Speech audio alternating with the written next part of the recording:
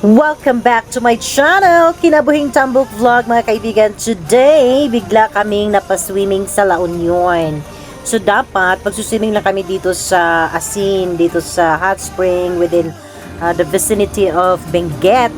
Ngunit, biglang napaliko kami. Enjoy the view and the ocean. Yana, umalis kayo. Alam naman. Enjoy daw. Oh, kumusta naman ang pawis ni Madam?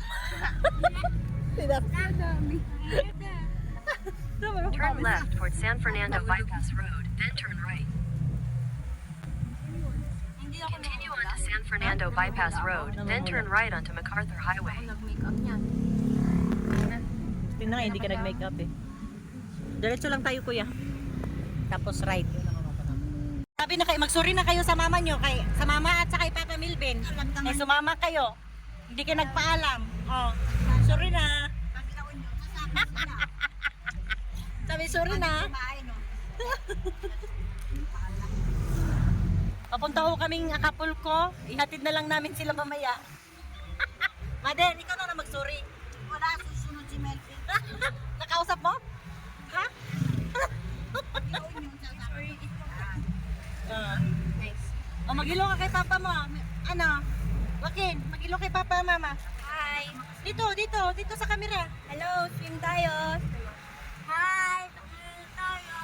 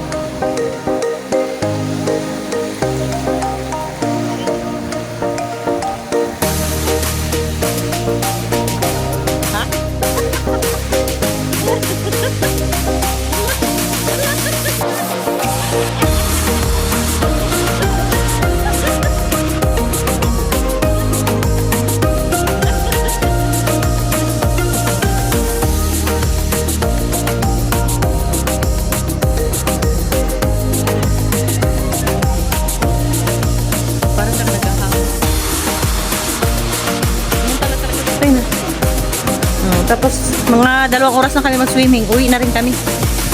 Magpahinga lang yung driver. Alas 4?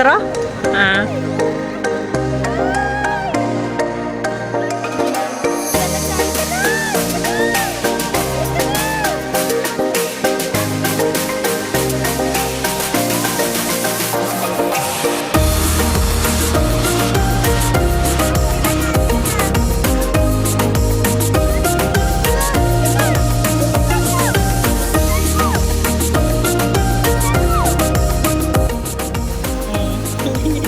So ayun mga friends, nag-enjoy naman kaming lahat dito. Nakapag-swimming kami ng 2 to 3 hours.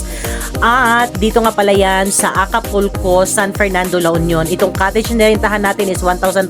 Parang mahal siya kasi 3 hours lang ang stay namin. Dapat sana 500 lang ito. Charot. Pero okay na rin kasi wala ka namang masabi sa beach. Walang bato-bato. Ang sarap mag-swimming. Safe sa mga bata. Kaya kung gusto nyo rin mag-swimming, go na kayo here. Diba? See you next time on our next summer adventure. Next year na siguro yon. Okay, bye!